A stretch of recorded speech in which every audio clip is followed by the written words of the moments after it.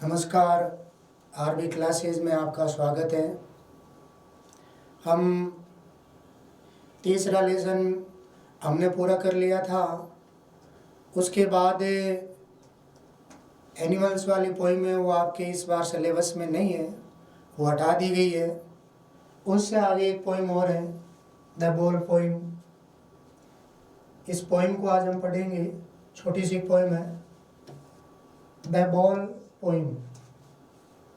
गेंद की कविता है, गेंद के बारे में। इसमें एक बच्चा जो खेल रहा है, खेलते वक्त उसकी गेंद है वो खो जाती है। बालक बड़ा ही दुखी हो जाता है, निराश हो जाता है, हताश हो जाता है। एक गेंद के खोने से बच्चा इतना दुखी क्यों हो जाता है, इस पोइम में हमें इसके बारे में बताया गया है कि हमें जो लॉस नुकसान की प्रवृत्ति है उसको समझना होगा। इस पोइम में कवि हमें ये बताना चाहता है कि इस दुनिया में कोई भी चीज़, वस्तु, प्राणी, जीव एक न एक दिन वह नष्ट होगा, ये निश्चित है। संसार का ये नियम है। लंबी लंबी लाइनें लगी है, एक दिन सबका नंबर आना है। हमारे पास में जो चीज़ें होती हैं, वो चीज़ें, वस्तुएं, पाना खोना प्रकृति का नियम है, ऐसा तो होता ही है। जब वो वस्तुएं खो जाती है तो हमें उनको, उसके नुकसान को सहन करना सीखना होगा। यही इस पोइम में कवि हमें बताना चाह रहा है। नुकसान की प्रवृत्ति, खोने की प्रवृत्ति, उसको हमें सहन करना सीखना होगा। ऐसा होता रहता है।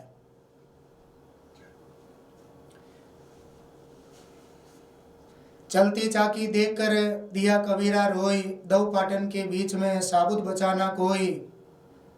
शरणा लेवे कील का उसका बाल ने बांका होई। जिस प्रकार से चक्की चलती है तो उसमें जिस प्रकार से उसका सबका नंबर आना है उस चक्की में।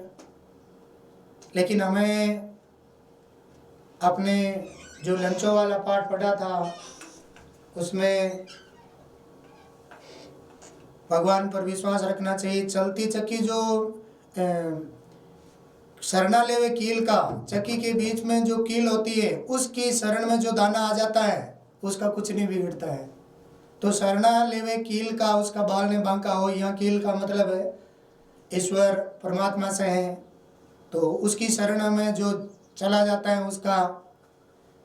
तो ठीक है, हम इसमें पढ़ेंगे कि किस प्रकार पोइट है हमें ये बताना चाह रहा है। छोटी सी पोइम है, चलो पढ़ते हैं।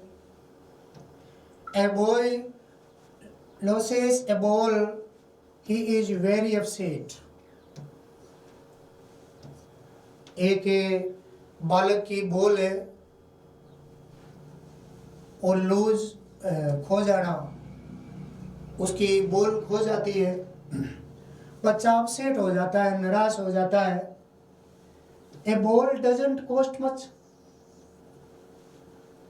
बॉल का कोई ज़्यादा कॉस्ट, ऐसा नहीं है कि अब उसकी बॉल खो गई है तो वो खरीद नहीं सकता, ऐसा भी नहीं है ना। बॉल का कोई ज़्यादा मूल्य भी नहीं होता है, ऐसा भी नहीं है। तो फिर भी बच्चा अपसेट क्यों हो जाता है? कॉस्ट यानी मूल्य। Nor he it difficult to buy another ball, और नहीं कोई दूसरा बॉल खरीदना कठिन है, नहीं उसका कोई ज़्यादा मूल्य है। वाई देन, तब is the boy so upset, फिर भी बच्चा है अपसेट क्यों हो जाता है? इसके बारे में पोइट हमें बताना चाह रहा है कि कोई ज़्यादा मूल्य नहीं है, ऐसा ही नहीं है कि कोई दूसरी बॉल हम खरीद नहीं सकते, फिर भी ऐसा क्यों है? रीड द पोइम, पोइम यानी कविता। इस कविता को पढ़े to see what the poet thinks has been lost, और पता लगाए कि कवि या किसके खोने की बात कर रहा है। बोल की तो उसका एक माध्यम है, हमें क्या बताना चाह रहा है वो हमें अभी आपको बताया गया है कि क्या खोने की बात कही गई है। जो इस संसार में आया है, प्रकृति का ये नियम है, एक न एक दिन कोई भी चीज़ है वो नष्ट होनी है। यदि कवि हमें यही बताना चाह रहा है इस पोइम में कि हमें नुकसान की प्रवृत्ति को सीखना होगा, तो कवि the poet thinks has been lost, कवि क्या सोचता है कि उसका क्या खो गया है। And what the boy has to learn from the experience of losing something, और लड़का है वो लर्न यानी सीखना, लर्न LEARN, लर्न यानी सीखना। कोई भी चीज़ खोने के अनुभव से वो लर्न यानी सीखना। कोई भी चीज़ वस्तु खो जाती है, नष्ट हो जाती है, उससे उस खोने के अनुभव से हमें सीखना चाहिए, हमें कुछ सीखना है, इसके बारे में पोइट हमें बता रहा है।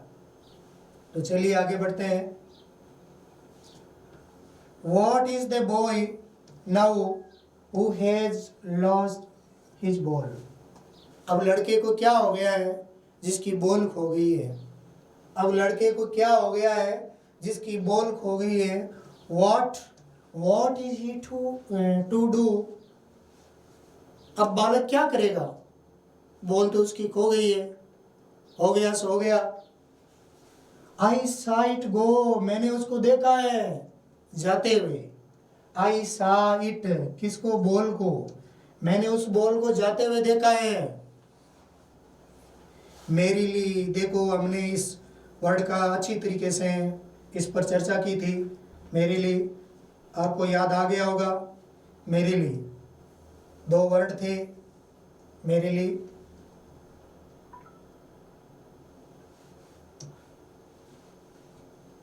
मेरे लिए एक आपको बताया था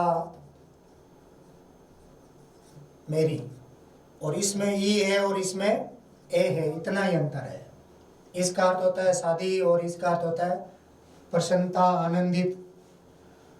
तो अब वो बालक क्या करेगा, मैंने उस बॉल को जाते हुए देखा है। कहाँ जाते हुए देखा है, मैरीली बाउंसिंग, मैरीली यानी खुशी से बाउंस करते हुए, उछलते हुए। वो बॉल उछलते हुए जा रही थी, मैंने देखा है उसको। डाउन द स्ट्रीट, स्ट्रीट यानी गली में, गली की ओर। डाउन द स्ट्रीट, गली की ओर। मैंने उस बॉल को उछलते हुए गली की ओर जाते हुए देखा है। एंड और देन मैरीली और there it is in the water, और उसके बाद वो पानी में चली गई। अब उससे नहीं मिलने वाली है, मैंने उसको जाते हुए देखा है। अब बालक क्या करेगा। नो यूज टू से, कोई मतलब नहीं है। अब कहने से कोई मतलब नहीं है। नो यूज टू से यानी कहना। Oh there are other ball, आप ऐसा भी कह सकते हैं कि अरे बहुत सारी बॉल, गेंदे और भी हैं, खरीद सकते हैं ना, ज़्यादा कोई डिफिकल्ट भी नहीं है। लेकिन यहाँ वो बात नहीं हो रही है। अरे आप गेंद दूसरी भी खरीद सकते हैं, लेकिन यहाँ कुछ अलग बात हो रही है, पता है शायद आपको। अब तो आप ऐसा भी कह सकते हैं कि अरे और भी बॉल हैं। An ultimate shaking grip fixes the boy,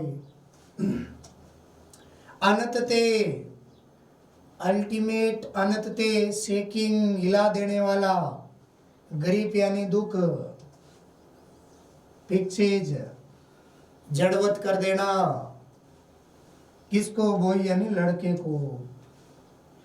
अनंतते हिला देने वाला दुख है, उससे लड़का है वो जड़वत हो जाता है। ग्रिप दुख, शेकिंग हिला देना, अनंतते, अनंतते लड़का है वो हिला देने वाले दुख से जड़वत हो जाता है। एज ही स्टैंड्स रीज्ड, कठोर, ट्रेमलिंग, ट्रेमलिंग यानी कांपते हुए, ट्रेमलिंग यानी कांपते हुए, staring down all his young days, staring stare करना, टकटके लगाकर देखना, बिना पलक झपकाए देखना। तो अब वह लड़का कठोर है, कठोर हो गया है, कांप रहा है और लगातार देख रहा है किसकी तरफ, जहां बॉल चली गई है, जिस दिशा में उसकी बॉल गई थी। अब वो खड़ा खड़ा क्या कर रहा है, ऐसा ही होकर के देख रहा है। ऑल हिज यंग डेज, अपने बचपन के दिनों में, इनटू द हार्बर, हार्बर यानी बंदरगाह, वेयर हिज बॉल वेंट, जहां उसकी बॉल चली गई है। उसकी बॉल कहाँ चली गई है, बंदरगाह की तरफ, समुद्र में चली गई है, अब उसे मिलने वाली नहीं है। तो वह उसकी तरफ देख रहा है, बॉल उसको मिलने वाली नहीं है, खो गया सो खो गया। तो वेयर ए डाइम,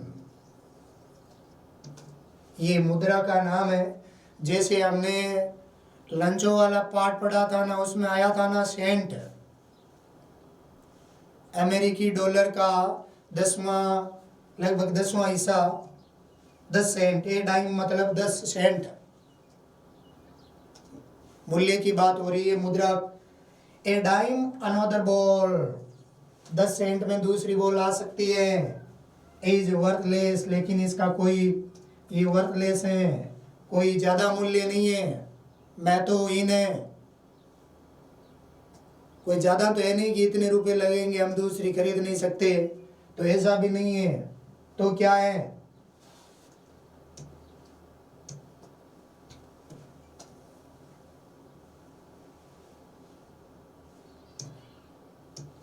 नाउ अब he senses first responsibility, अब उसे सर्वप्रथम रेस्पॉन्सिबिलिटी, रेस्पॉन्सिबिलिटी जिम्मेदारी, उत्तरदायित्व, तो उस बालक को समझना है। क्या समझना है, अब बालक ये जो ऊपर जो घटनाक्रम हुआ है, उसकी जो बॉल खो गई है, कहाँ चली गई, वो देख रहा है, उदास है, इन सब से बच्चा सीख रहा है। क्या सीख रहा है, कवि हमें इसमें यही बताना चाह रहा है, जब छोटा होता है तो शुरुआत से ही हम कुछ न कुछ सीखते जाते हैं, आगे चलकर जब कोई बड़ा भी कोई नुकसान हो तो भी हम उसको सहन कर सकते हैं, है कि नहीं। अब बालक की तो यहाँ बॉल खो गई है, अभी बालक है, फिर आगे जैसे जैसे बड़ा होगा तो छोटी छोटी चीज़ों से भी सीख रहा है। तो अब बच्चे को सबसे पहली बार उसे समझ में आया क्या, उसका उत्तरदायित्व, सेंस यानी समझ, सेंस यानी समझ। इन ए वर्ल्ड ऑफ पोजेशंस, इस आधिपत्य के संसार में, इस आधिपत्य के संसार में, हम अधिकार जताते हैं ना, ये चीज़ मेरी है, ये मेरी है कि नहीं, अधिकार जताते हैं, लेकिन मेरा मुझ में कुछ नहीं, जो कुछ है सो तोई, तेरा तुझको सौंपता क्या लागे मोई। हम जब आते हैं तो क्या हम साथ में कुछ लाते हैं क्या, कुछ नहीं। जीवन ज्योत ज्यों बेले, आदि अंत ने कोई, बीच ही मिले बीच ही गए, ये सब कुछ ये बीच में ही होता है। जन्म के समय और मृत्यु के समय हम अकेले ही होते हैं। जो भी चीज़ें, वस्तुएं जो भी है, ये सब बीच में ही मिलते हैं और बीच में ही चले जाते हैं। तो in a world of possessions people will take ball, balls will be lost always. लोग बॉल खरीदते हैं और बॉल गेंदें प्राय कर क्या हो जाती है, लॉस्ट हो जाती है। छोटा लड़का, बालक, little boy, and no one buys a ball with money is external. बोले जो बच्चे खरीदते हैं वो खो भी जाती है, और कोई भी फिर दूसरी बॉल नहीं खरीदता है। मनी है वो क्या है, एक्सटर्नल है, बाह्य है। धन तो एक्सटर्नल है, बाह्य है, आता जाता रहता है। ही इज लर्निंग, कहने का मतलब है वह क्या कर रहा है, सीख रहा है। इस बात से भी वो क्या कर रहा है, लर्न कर रहा है। लर्न यानी सीखना। Well behind is desperate eyes the epistemology. Epistemology, epistemology का मतलब होता है प्रकृति को समझना, इस प्रकृति के नियमों को समझना। वो या क्या, वो इस पॉइंट में क्या समझाना चाह रहा है, पोइट नुकसान की प्रकृति को समझाना चाह रहा है। कोई चीज़ परमानेंट नहीं होती है, कोई भी चीज़ परमानेंट नहीं होती है। जब हम उसको परमानेंट मान लेते हैं तो हमें बहुत दुख सहन करना पड़ता है। तो हमें धीरे धीरे पहले से ये समझ लेना चाहिए, हमें इसकी एपिस्टोमोलॉजी को समझ लेना चाहिए, इस नुकसान की प्रकृति को समझ लेना चाहिए। एपिस्टोमोलॉजी, प्रकृति को समझना। तो बच्चा है वो अपनी निराशा के पीछे भी वह कुछ न कुछ, इस धीरे धीरे जब वह बड़ा होता है तो सीखता जाता है। डेस्परेट यानी निराश, निराशा, निराशा से भरी आंखें, उन सब में वो क्या करता है, कुछ न कुछ सीखता है। एपिस्टोमोलॉजी ध्यान रखना। Of loss, how to stand up, किस प्रकार stand up, stand up, stand up यानी यहाँ मतलब है सहन करना। नोविंग, जानना ना, जानना। What every man must one day, प्रत्येक व्यक्ति को एक न एक दिन ये बात जान लेनी चाहिए, अच्छी तरीके से समझ लेनी चाहिए।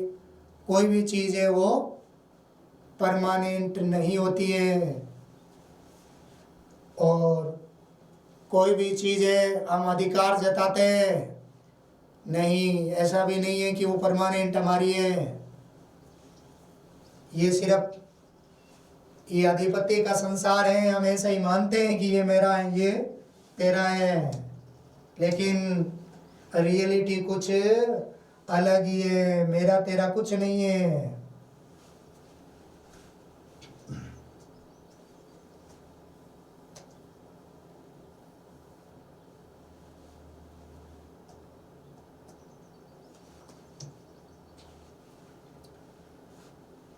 Knowing what every man must one day, प्रत्येक व्यक्ति को एक न एक दिन अवश्य ही जान लेना चाहिए।